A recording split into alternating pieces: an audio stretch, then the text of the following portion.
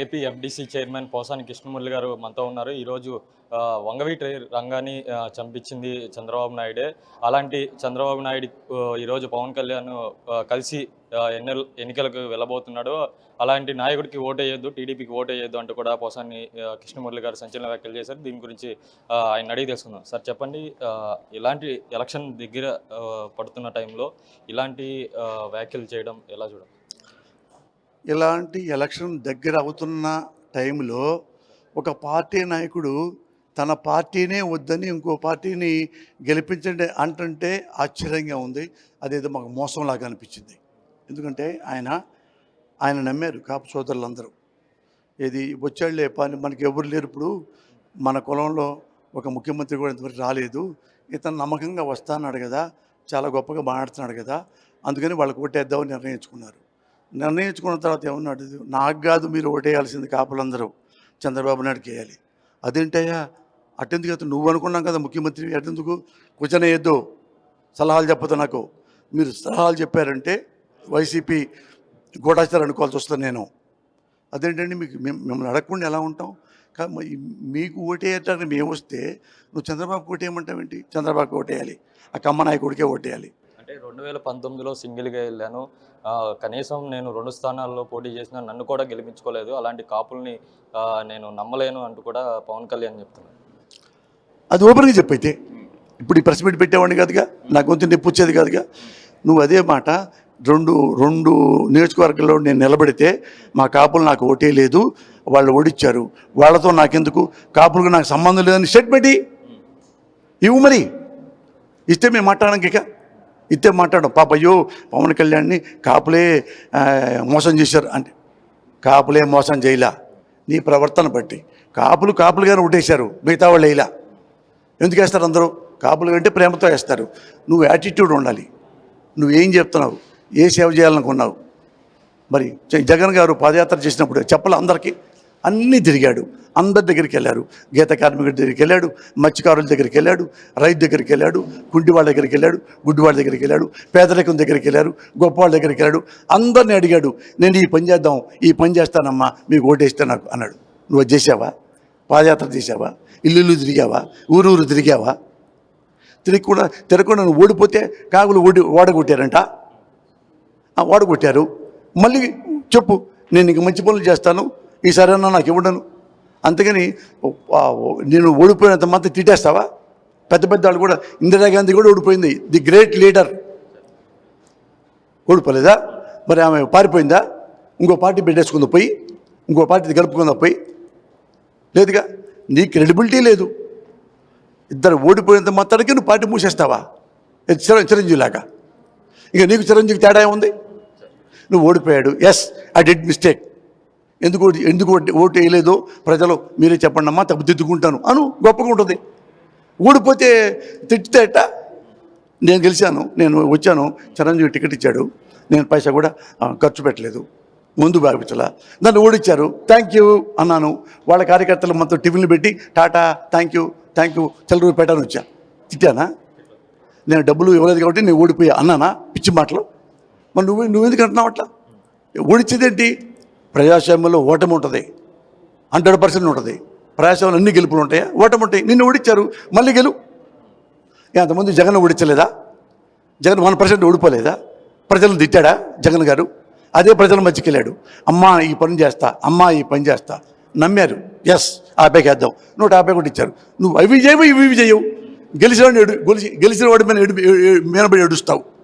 జగన్ గారు ప్రజల వాళ్ళని గెలిస్తే మళ్ళీ అది ముద్దులు పెడుతున్నాడు, పొగలు పెట్టుకున్నా తిడుతున్నావు. మరి ఎన్ని రాంగు మాటలు మాట్లాడావు?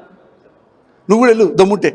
మరి ప్రశ్నించడానికి పార్టీ పెట్టాను అని పవన్ కళ్యాణ్ అన్నప్పుడు, మరి ఈరోజు నన్ను ఎవరు ప్రశ్నించొద్దు, నా వ్యూహం నాకుంది, ఎన్ని సీట్లు తీసుకోవాలో నాకు తెలుసు అంటూ కూడా పవన్ కళ్యాణ్ అన్నారు. దీన్ని అట్ట ఆయన ప్రశ్నించినందుకే పవన్ కళ్యాణ్ ఒకసారి నాకు ఇంట్లో పెళ్ళాంపేటలో కూడా తిట్టించాడు, వాళ్ళ సైకో ఫ్యాన్స్ ద్వారా పెళ్ళాంపేటలో కూడా తిట్టించాడు ప్రశ్నిస్తే.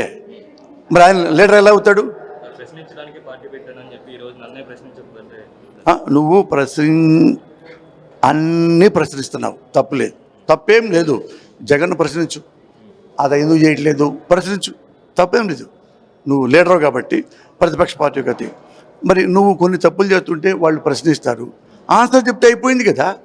ఆన్సర్ చెప్పకుండా నువ్వెవడరా ఈ మనోపలియా, నువ్వేనన్నా నువ్వు సద్దాం హుస్సేన్వా, నియంతవా, లిబియా అధ్యక్షుడు గడాఫీవా, నియంతవా కాదుగా. ప్రజాస్వామ్యంలో మాలాంటి వాడివి నువ్వు, నేను లీడర్ అని చెప్పుకున్నావు, జెండా పెట్టుకున్నావు. మరి క్వశ్చన్ వేయకుండా ఎలా ఉంటారు? ఏం వేయకుండా నీకు మీ గ్లాస్ మీద గుద్దాన్ ద్వారా వెళ్ళిపోతారా? నువ్వేం చేస్తావు చెప్పు. అప్పుడు అలా ఎందుకన్నావు? అప్పుడు చంద్రబాబు ఎందుకు తిట్టావు? ఇప్పుడు ఎందుకు పొగుడుతున్నావు చెప్పు. వాళ్ళు సాటిస్ఫై అవుతారు. నేను పొరపాటు తిట్టానమ్మా, పొరపాటు పొగుడుతున్నాను, సారీ, ఓకే, ఇట్స్ ఓకే అంటారు. నువ్వు ఎందుకు తిడతావో మేము మాట్లాడకూడదు, ఎందుకు పొగుడుతావో మేము మాట్లాడకూడదు. మాట్లాడితే సైకోలు, మాట్లాడితే నా కొడక, మాట్లాడితే నీ అమ్మ నీ పెళ్ళాం, ఇదే సోషల్ మీడియా పెట్టేసి వాళ్ళ వీళ్ళని తిట్టేయటం. నీకు తిట్టరా? తిట్లు నీకే వచ్చా? నీకు ఎన్నొచ్చు? 26 వచ్చు, ABCDEF కొనొచ్చు. మాకు 1,00,000 వచ్చు తిట్లు. మాకు నోరు లేదా? మాకు బలం లేదా? అన్ని రకాల బలం ఉంది. అబవ్ ఆల్ ఓటు అనే బలం ఉంది. కాబట్టి చేతులు కట్టుకొని ప్రజల్ని రిక్వెస్ట్ చేయి. తప్పు చేస్తే క్షమించండి అని చెప్పు, ఒప్పు చేస్తే ఈ నన్ను ఆశీర్వదించండి అని చెప్పు. అవి చెప్పకుండా నేను నా అహంకారం, నేను పెద్ద నియంతని, ఎప్పుడు మాటకి వెళ్ళదు అంటే వచ్చేస్తారా? ఎవరు? నేను ఎందుకంటాను? నువ్వు పార్టీ పెట్టావు కాబట్టి, నేను ఓటర్ని కాబట్టి అడుగుతున్నా. ఫైనల్ క్వశ్చన్, చంద్రబాబే వంగవీటి రంగాన్ని హత్య చేశారంటూ కూడా మీరు చెప్తున్నారు. అలాంటి వాళ్ళ అబ్బాయి వంగవీటి రాధా కూడా చంద్రబాబుతో ట్రావెల్ చేస్తున్నారు. ఆయనకి తెలియదా చంద్రబాబు వంగవీటి రంగాన్ని చంపించారని? సార్, వంగవీటి రంగా గారు, నేను ఆయనతో ఉన్నప్పుడు ఆ పిల్లడు చిన్న పిల్లడు, 2 ఏళ్ళు 3 ఏళ్ళు ఆ పిల్లోడు వాళ్ళ సిస్టర్ ఇద్దరు ఉన్నారు. ఈ రంగా గారు చంపిన తర్వాత అతనే చాలా ఆవేశంగా మా నాన్న చంపాడు, ఈ దరిద్రుడో దుర్మార్గుడో ఏదో, మొత్తం క్లిప్పింగ్స్ ఉన్నాయి చూడండి. మా నాన్న చంపాడు, చంద్రబాబు నాయుడు చంపించాడు అన్నాడు. ఆయనతో పాటు చాలామంది అన్నారు. ఇతను మాట్లాడలా, చంద్రబాబు మాట్లాడలా, ఎవరు మాట్లాడలేదుగా. నేను చంపలేదు అలా చంద్రబాబు నాయుడు. సో వాళ్ళందరూ అంటున్నారు కదా నిజంగా చంపించాడు. నేను అన్నాను. ఇప్పుడు కొత్తగా ఎందుకు పోసాని చంపించాడు అంటున్నావు? ప్రూఫ్ ఏంటంటే అంతకుముందు వాళ్ళందరూ అంటున్నారు, వాళ్ళందరూ అన్నాళ్ళేగా, జనం మొత్తంలో ఉందిగా. అదే మళ్ళీ నేను రిపీట్ చేశా, కొత్తగా నేను క్రియేట్ చేయలే. వంగవీటి రాధా గారు ఎందుకు చంద్రబాబుతో తెలిసి కూడా, ఆ విషయం తెలిసి కూడా ఎందుకు వంగవీటి రాధా గారు ట్రావెల్ అవుతున్నారు చంద్రబాబు? రాధాబాబు ఎందుకు ట్రావెల్ అవుతున్నాడో నాకు సంబంధం లేని మ్యాటర్. నేను మంచేదో అది ప్రజలకు చెప్తా, చెడ్డేదో ప్రజలకు చెప్తా. వాళ్ళ నిర్ణయం వాళ్ళదే. నాకు కమ్మ లేదు, కాపు లేదు, రెడ్డి లేదు, మాల లేదు, మాదిగ లేదు, ముస్లిం లేదు, అందరితో నేను ఫ్రెండ్షిప్ ఉంటా. నాకు కులమే లేదు, నాకు మతమే లేదు.